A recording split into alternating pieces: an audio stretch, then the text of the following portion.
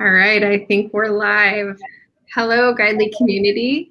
I'm Shannon Woodruff, and this is Amir Glogout. We're co-founders here at Guidely.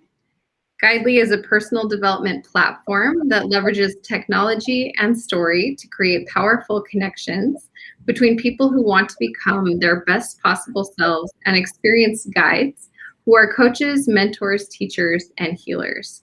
Through our sophisticated matching process, we unite people for a journey in personal and spiritual growth to ensure that no matter where you are in your journey, you're never alone. And we're so excited to have Julia Cameron here with us today.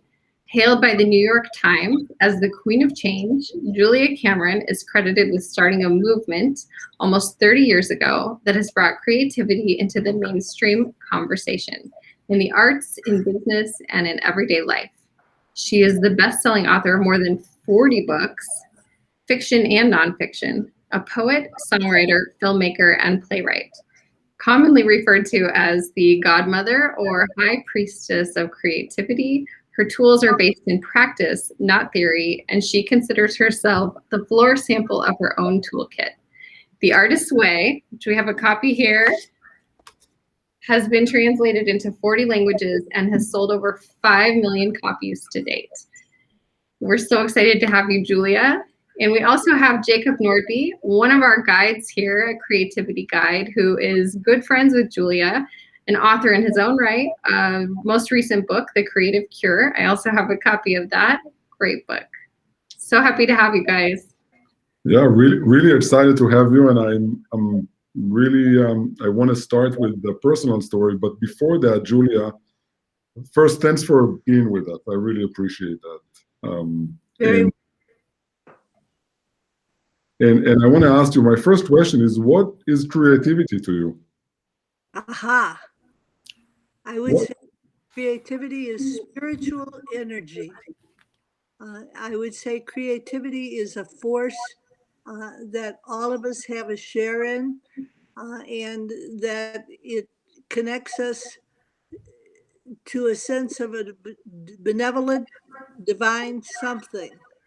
And I think if you want to call it the muse, the universe, God, the higher power, Obi-Wan Kenobi, whatever you care to call it, creativity is a powerful force that we can all tap into more and more effectively, which is, I think, what we're doing here today. Yeah. So I was first introduced, and just a minute to share the story. I was first introduced to your book, I want to say 30 years ago, maybe, when I was a young intern in a large accounting firm, and a friend recommended me to read the book, and I kind of bought it, but never really got into it. And it took me a while to get to one of your two best recommendations, Do the Morning Pages. And I was in accounting. Creativity is not allowed in that profession. They teach you against that. And I found myself really tapping into areas in myself that I didn't know existed. And I wanted to ask you, we tend to think into our audience, one of our 16 topics is creativity. We tend to think that creativity is limited to painting or singing or photography or sculpturing. Talk a little bit about more how creativity comes to other areas in life. Well, I think creativity has a very broad scope. And as you mentioned, we have a mythology that tells us it belongs to only a few people, and that it's an elite tribe. But what I have found is that creativity belongs to all of us, and it can come out. You can be a creative accountant. I think that's something you would say so now, and but you can be a creative lawyer, teacher, banker, housewife. You can be creative in any walk of life, as long as you are willing to open yourself up to a force of creativity. Yeah, I really believe that. I love to bring a little bit of artistry into everything I'm doing, whether it's cooking or maybe it's painting or maybe it's writing. And so this was my first introduction to the artist's way the last few weeks as we've been chatting and exploring. And I find it incredibly easy to approach the way that you've laid out the steps. And I did my first set of morning pages this morning. Oh, So wow. I would love, Congratulations. yeah, I would love for you to share with the audience what morning pages are and how they can use them. And maybe Jacob, then you can chime in with your own experience here. Sure. Okay. Morning pages are 3 pages of longhand morning writing that you do first thing on waking up. And they are a place where you vent, dream, prioritize, cajole. And I think that it's important to say that morning pages poke into all the corners of your consciousness. And they are very provocative. That when you start off, you may say, my life is boring. I have nothing to say. But after a couple of weeks of morning pages, you suddenly realize my life is fascinating. I have a great deal to say. So what you do is you write down, this is what I like. This is what I don't like. This is what I want more of. This is what I want less of. And it's as if you're sending a sort of telegram to the universe. Or another way to put it is prayer. But we live in a secular society, so we don't say prayer, we say telegram. So you send a telegram to the universe talking about your dreams, your hopes, your goals, your aspirations, or conversely, you send a telegram to the universe saying, I'm disgruntled and disappointed, and I feel like I need help. And when you send this telegram to the universe responds.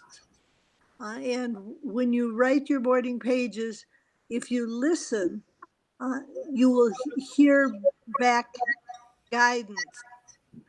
And I think it sounds a little bit woo-woo to people to say you're going to hear guidance. But in fact, that's my experience. So I've been doing morning pages for 35 years, and they have led me forward.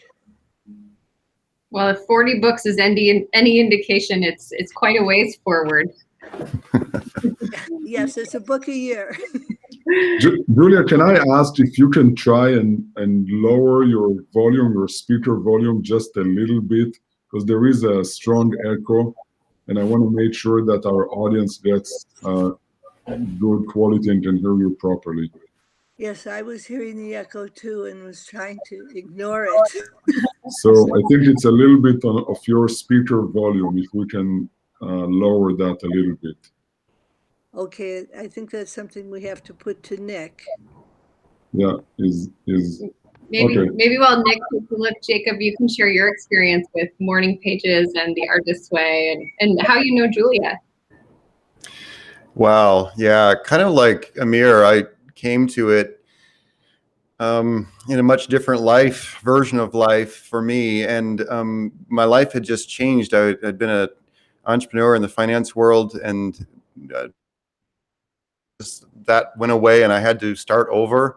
And my father, who was really a blocked creative all of his life in so many ways, gave me his copy of The Artist's Way and said, son, I think you might enjoy this. And he said, I'll want it back someday. And so I packed it up. I was leaving to move to Austin, Texas, and didn't remember it until one day I was heading off to this part-time job I had, and I had a lot of time on my hands. So I saw that in a box and I pulled it out and took it with me and began to do the morning pages in a warehouse there. And that's when I began to recapture my early childhood dream of becoming a writer. And it became a compass for me as I was regrowing my sense of connection to life and finding out who I really was. And when I eventually met Julia, when we did the first gathering of creatives there in Santa Fe, I remember so grateful to actually meet this person who had had such a profound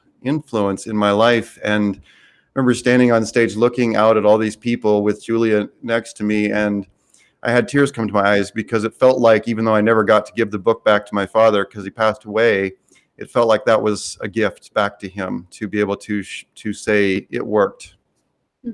That's so touching. That's awesome. And I think we should take a beat right here and say, I met Jacob at the Gathering of Creatives, and he gave me a book. And I looked at the book and I thought, oh, the cover is too garish. I don't identify. And I took the book home. You can see it behind you, Jacob. Wait. Also here, right? Yes. Blessed are the weak. So I thought it had a scary cover. And I took the book home and I put it on the side table. And months went by. And then one night I just picked it up and started reading. And I went, oh my God, this guy is a real writer. He's wonderful. And so I devoured the book. And then I thought, well, I should tell him. And I got a phone number for him and I called him up and I said, this is Julia Cameron, and I think you're brilliant. And he was very modest. And he said, thank you. I was kind of shocked, actually. This is Julia Cameron. It's like saying the president is on the phone for you, you know?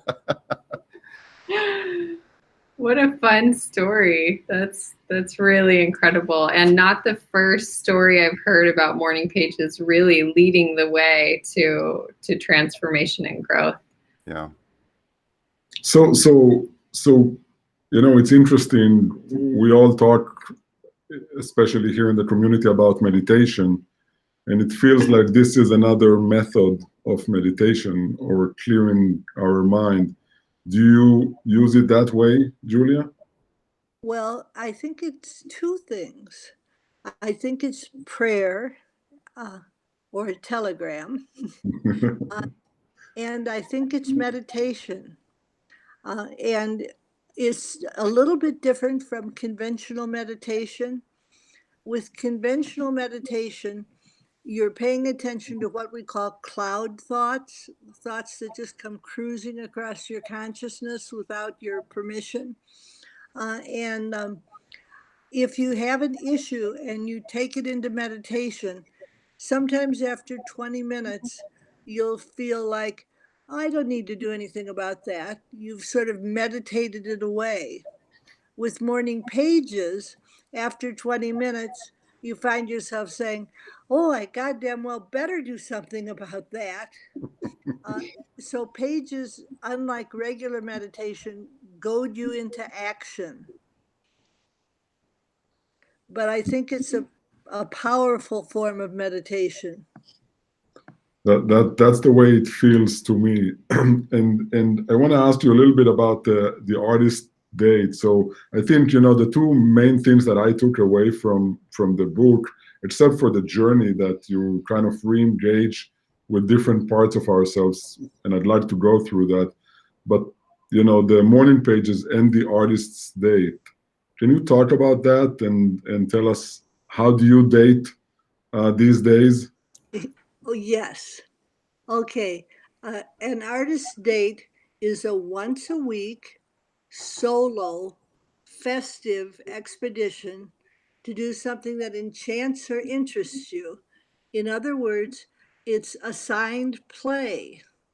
And what I find when I teach is that if I talk about morning pages and I say, I have a tool, it's a nightmare. You'll have to get up a half an hour early and it's a lot of work. People will say, work? I get it. I'm here to work on my creativity, and morning pages sound like they indeed might work. But then if I say, Now, I also want you once a week to go out and have some fun and just play, sheer delight. People get very defensive.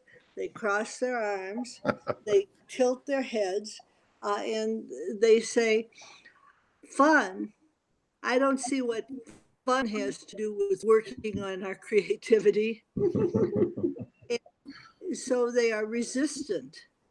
And I find that artist dates, if we were teaching a 12-week course, we would, by the second week, the whole room would be doing morning pages. But it would take a few weeks to convince them to take an artist date. And what it is that when you go out and do something that's just sheer fun, you have a sudden sense of a benevolent universe. You begin to feel like, oh, maybe it's not so bad here after all. And a lot of times students will say to me, Julia, on my artist date, I think I had a sense of God. And they're shocked because they opened the book up being secular or agnostic or even atheist. And then they find themselves feeling connected to a larger, benevolent something. So if you think of it like a radio kit, with morning pages, you're saying, this is what I like, this is what I don't like, da, da, da, da, da, da. With artist dates, you're receiving. And you switch the dial over to receive, and you hear intuition, hunches, inklings, guidance. If you use the two tools together, you begin to have an experience of synchronicity. And synchronicity is loosely put that you're in the right place at the right time and your luck improves. So I say use both tools together. Jacob, I saw you nodding. Do you have some experience with this working, this synchronicity or the two techniques? Wow, yeah. And interesting, before I got to meet Julia, I led groups and actually used the artist way materials. And she's right about the artist date being the hardest part. That was the one that was the most difficult. But I love also, Julia, how you simplify these terms like luck or, good things happening, whatever. Shannon, I've had what I would call miracles happen in my life as I've engaged in these practices. And to simplify the idea of miracle, it's a good thing that happens when it doesn't seem like it is possible given the circumstances. So I've had such an exciting and mysterious at times being led out of what felt like dead ends or unsolvable puzzles for me in my life by this daily practice of engaging. And as Julia said, this practice of engaging with a benevolent something. Yeah. That's awesome.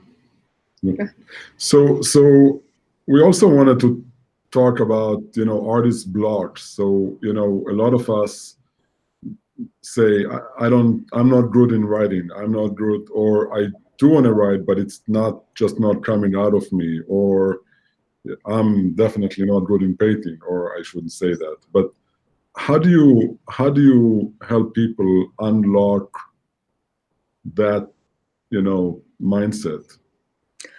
All right, I'm going to sound like a fanatic because what I'm going to say is do morning pages. And that what happens when you do morning pages is that you're sort of tutored into taking risks. So the pages will make a suggestion and you'll think, I couldn't do that. And then you'll keep writing your pages, and a week later, the pages will make the same suggestion, and you'll think, I don't think I could do that. then a little bit later, the pages will say it again. And just to shut them up, you'll say, oh, all right, I'll try it. And the I'll try it opens an inner door through which your creativity flows. And I think many of us have an artificial idea of our creative height. I used to teach in Chicago, and they had beautiful pressed tin ceilings very high up in the rooms, but they, being Chicagoans, thought it was insensible. So they hung a scaffolding and put styrofoam on the scaffolding, and it was about 10 feet lower than the real ceiling. So you would walk into a room and you would think, oh, that's unattractive. But what I found was that if you tapped the styrofoam, you could move it to one side and you would get a glimpse of another 10 feet of expanded space. So when you do morning pages, it's as if you're tapping the ceiling with a little pole, and you have an unexpected 10 feet of creativity that you didn't know you had. So I think pages are sort of the greased slide to attempting, and attempting is the greased slide to success. I love that visualization. Yeah. I love it. Really, such a creative way to convey that point. We've had lots of comments here, but there's one I'd like to touch on. Is someone shared that they were doing the morning pages and they have boxes of them. Do you go back and read them, or are they just the vehicle? Is there some kind of way to treat your morning pages once they're out of you? Well, there's no wrong way to do it. Sometimes people hold on to their pages for years and they have rows and rows of pages and pages. Other times people say, it's just like meditation. I'm not going to go back and reread it. And they burn them full, mutilate them, tear them, toss them. And it doesn't really matter. I was saving my pages for a long time because I thought if I ever have to do a memoir, I will need my morning pages. Well, then I was assigned to do a memoir, and I did not once look back at morning pages. It was as though by taking the act of writing the pages in the first place, you made your life more indelible. Wow, thanks for sharing that. And I think I want to say something. Sometimes people think I need to go back and read my pages, and they're worried that if they don't read their pages, they're going to miss something.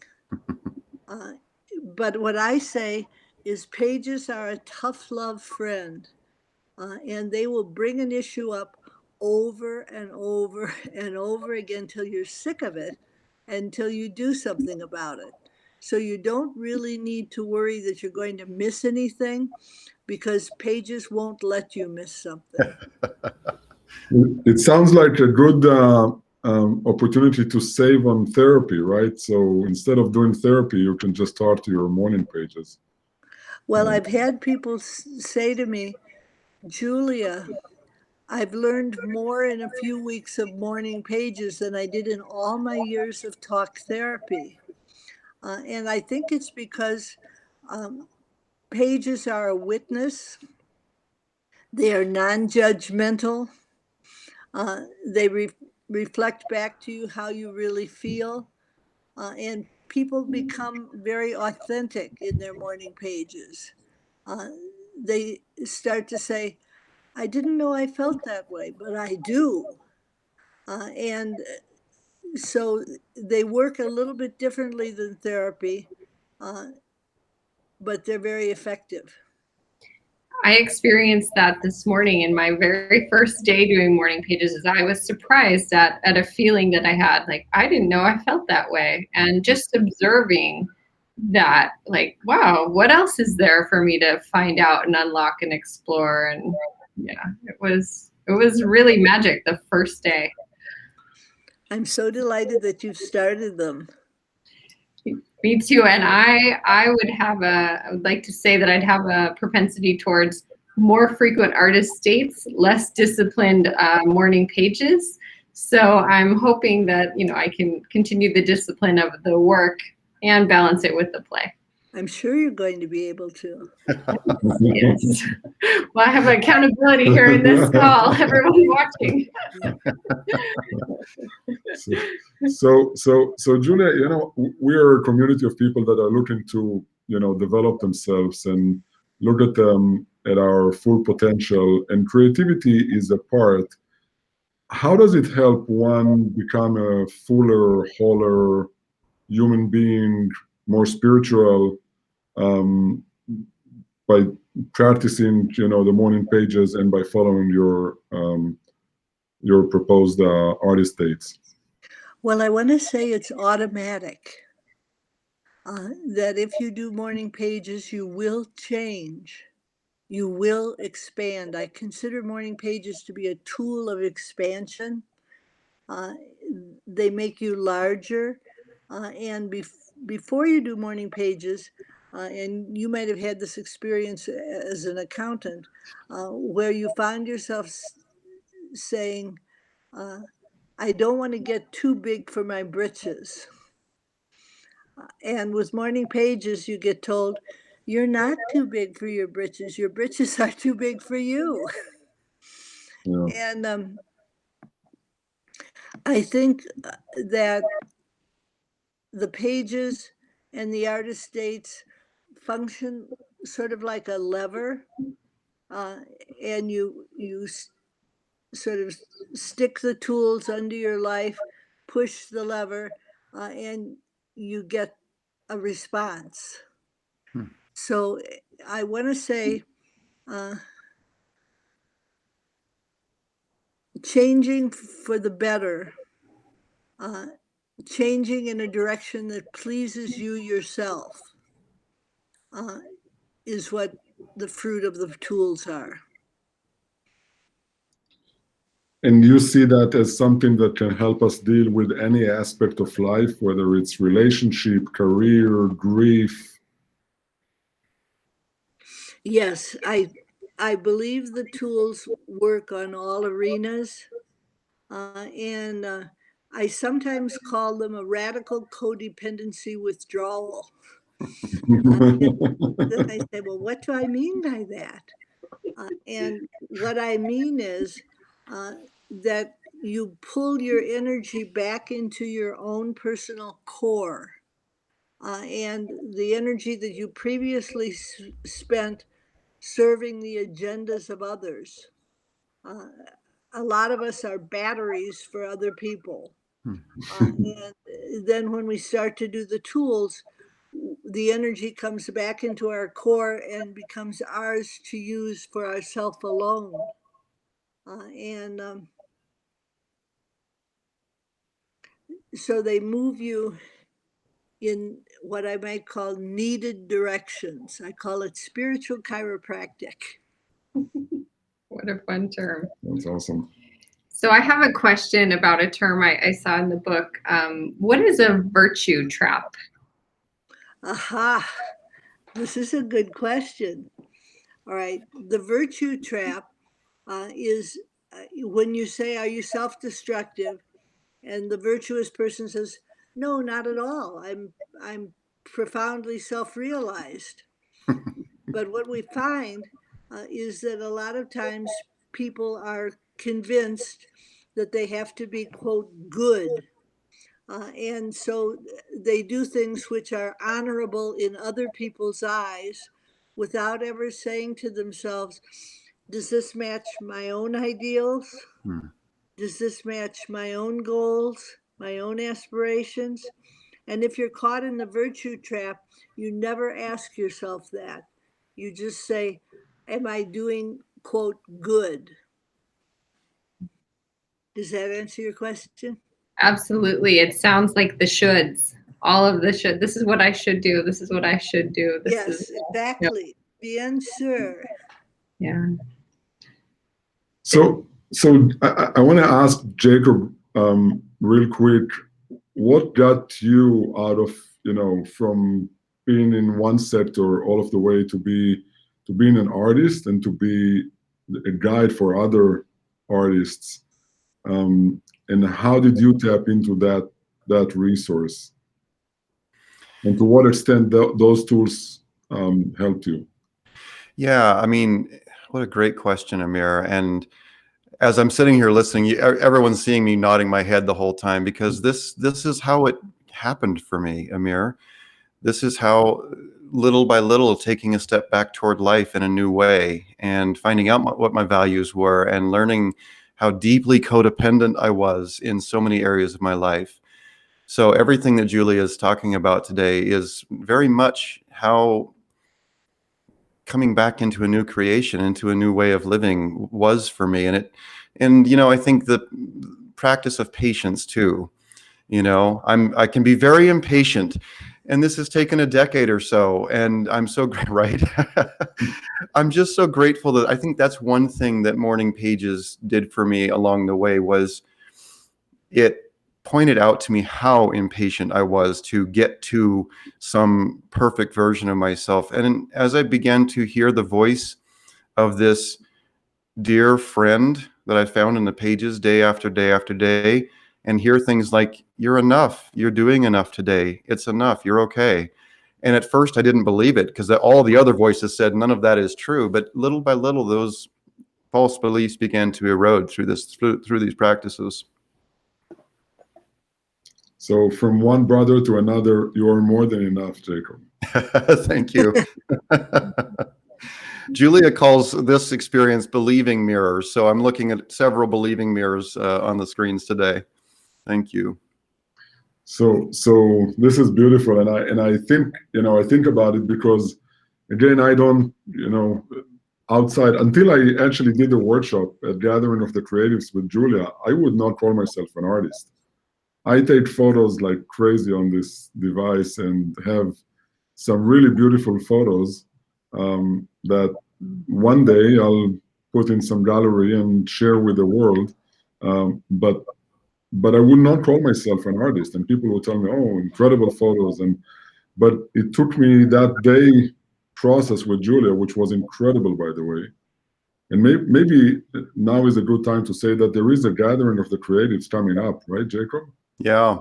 And Julia is going to be also doing a workshop. Is that true?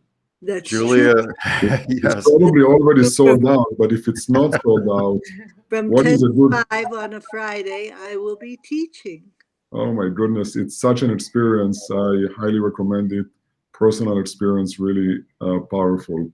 I can't hear. Yeah, one of the words that I really enjoyed going back to that workshop is the popcorns. That you offer. Lots of good experience. So I don't know, I went somewhere and I lost it. So what's the good link if people want to subscribe to the Gathering of the Creatives, Jacob? I would so love to see, we're going to see you, yeah? Yeah, of course. Oh, good. So I would love to see everyone there. I'm kind of an introvert, but at the Gathering of Creatives, what happens there is so warm and amazing. I find myself hugging hundreds of people while we're there. It's gatheringofthecreatives.com. Highly recommended to everybody who is listening here. If you can be, it's in Santa Fe. Incredible weather and people and experience. So Julia, what is your most favorite art? How do you enjoy expressing yourself most? It's whatever I'm doing at the moment. Oh my goodness. Can I be an Oprah for 1 second? Stop. Wait. This is an aha moment. Right? Oh my goodness. Can Whatever you say that again? I have a website, juliacameronlive.com. And on the website, it has a section called Julia's Art. And I have posted all my plays so that people can read them. I have a play which I did a Zoom production of called Love in the DMZ, which stars my friend Nick Kapuscinski, whom you have met. Yeah. And it's available for viewing on the website. And there's a section on poetry. There's a section on music. So you'll see that I enjoy many arts. And I wanted people to have a sample to sort of be able to see the artist behind the artist's way. So do you have any forms of arts that you don't find yourself? That I don't do? Yeah. Well, I don't act, I direct. And I wanted to know if this would be an all right time for me to read a poem. Yeah, that We would be would love wonderful. that. I was going to say that this is a great opportunity to. So I've been a poet for many years, and I made an album called This Earth with a wonderful composer named Tim Weeder. And we recorded music up high in the Rocky Mountains. And this is one of the poems from This Earth. It's called Remembering. I was not there when your mother bore you.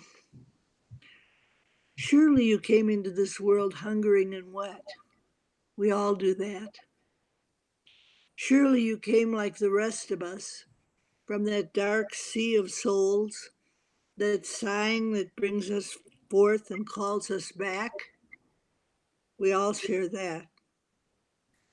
If this is true, and it is even for you, why are you a broken glass smashed against the floor? Why not the sea's grass on the ocean floor? Why not a smooth stone, a willow in the wind? Why do you break, not bend? And even broken, why not mend? You do know how. Walk with me to the edge of the city. Take off your shoes and feel the earth. It is softer than a woman. It is safer than your father. It is water. It is air. It is where you are returning with this yearning you can't name. Cast off your shame. It's an old coat. Remember who you are. You are a star, a mountain, that fountain in the sun. Your heart is the velvet cave where birds sing. Are you remembering? Oh my God. So Wow. that's my secret life. But if you go on juliacameronlive.com, There's no secret. lots of poems, and it's no secret. Oh my God. This is so beautiful. That is so beautiful. And I would like to ask, as that poem, brought up images of motherhood and fatherhood and birth. I'm a mom. I have 3 teenage daughters. How do we invite this next generation to explore creativity? Because if I invited them to do morning pages, that notebook would be thrown at me so fast. Is there a way to bridge with this digital generation some of the techniques here? Well, I think that I want to say that pages are contagious. And without your saying to them, you must do this, if they see that you are doing them, they'll become very curious because you'll start to change. And they'll be like, Mom, I never knew you felt that way. Mom. And so pages are contagious, and people, well, I'll go ahead and say this. If you do pages, you'll get laid.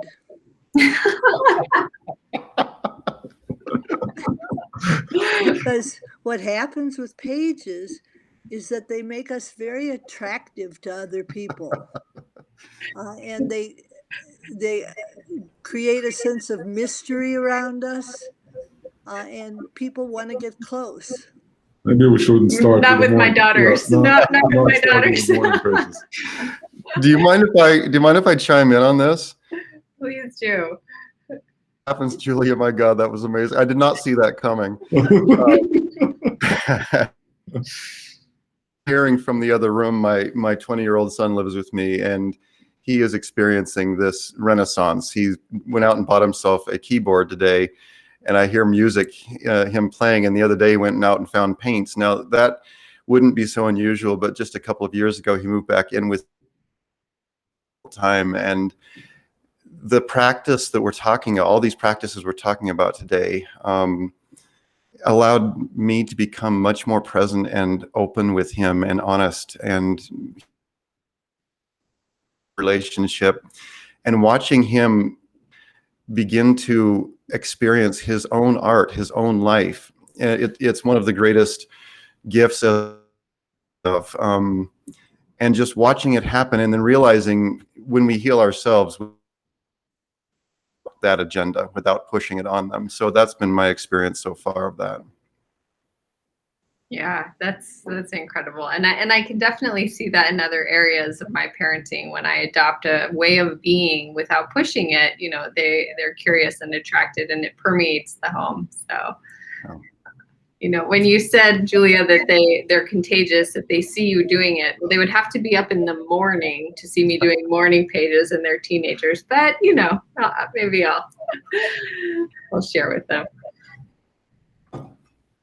That's awesome. So one last question that I have is, if you stood in front of, the world right now, outside of morning pages, what is your intention, blessing, prayer for the world, for the people out there? We're a community of 2 million people global, from literally all over the world. What do you pray for the world these days? I would ask the world to wake up and to realize that they are lovable. Yeah, that is so beautiful. What is wake up? Well, by waking up, I mean coming into contact with this benevolent force. That I have a line from Dylan Thomas, the poet. The force that through the green fuse drives the flower. And that force, that creative energy, is what people come in contact with. This is beautiful. Thank you so much. Jacob, do you have a question for Julia? Now. Sorry, you were frozen for a second for us. Oh, I'm back. Julia, what are you writing right now? Aha! Haha. It's a book called Right for Life.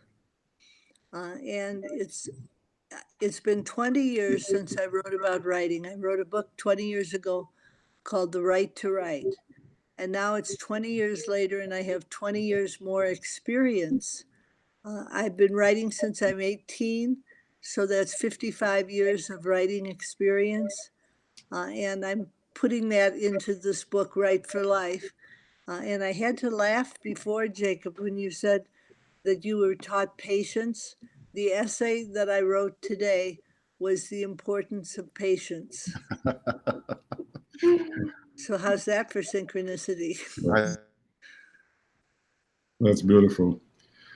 Julia, did you have a mentor, a guide that helped you come to this book or to tap into your own creativity? I had exposure to a spiritual community. And they said to me, you need to pray. And I said, I was raised Catholic. I can't pray. That's the grease slide to atheism, or at least agnosticism. And they said, well, you must believe in something. And I said, well, I believe in that line from Dylan Thomas, the force that through the green fuse drives the flower. And I can pray to that. And so it mentored me. I believe that writing is a spiritual path, and that as we write, we are led. And as we are led, we expand. And as we expand, we become joyful. And I was talking last night to a group of people, and I said, I have to say right now, my writing is going very well, and I'm happy.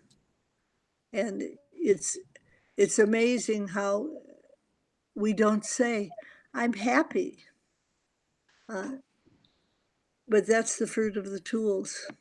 That's beautiful.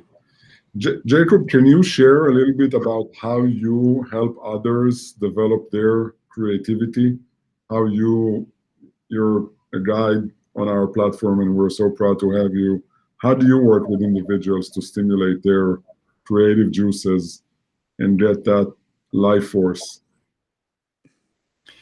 Yeah, well, I want to sort of weave in what Julia was saying there. One thing that I love about Guidely is your commitment to being alongside. And I feel like it's such a distinction from many of the ways that people are connecting with other forms of guidance, coaching, various things, all of which are valid. But I just love the commitment here to bringing people in who have been over the terrain. Everybody's map is different, but being over the terrain. And so to me, that's just such an important, and it's woven through all of Julia's work. You know, what do you call yourself? You're breaking up, Jacob. Oh. Hopefully we're not. We lost you for a second. All right. Well, I love to invite people into the experience of their own inner creative self, you know, not hand a list of things on a checklist that say you do these things, but invite them into these practices using morning pages, using forms of meditation, and then just curiosity, helping them reestablish their imagination for what it was meant to do, which is help them create the life that they love, you know? Yeah, and reconnect with the innocence and joy of that genius child before it got shut down by, you know, socialization and traumatic experiences and all of those things. And we have many creative guides, guides who can help you write that book. We have guides on 16 different topics, from relationships, communication, grief, trauma, creativity. And viewers of today's workshop or registered attendees can schedule a free matching session with me to find the right guide for them.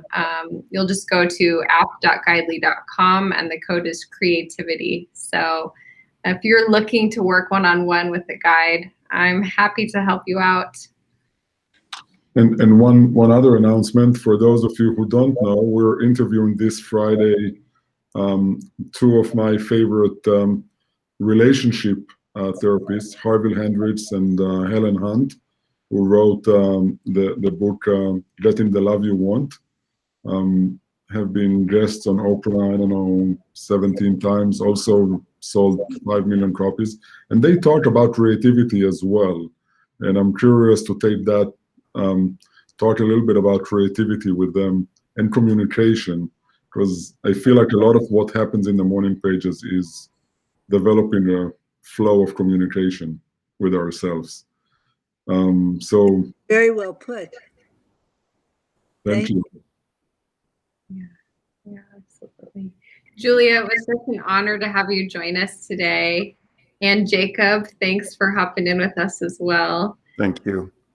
So again, we are Guidely, a personal development platform that uses technology and story to create powerful connections with people and guides wherever they are on that path. So, Julia, thank you so much for sharing so generously your wisdom and insights and creativity.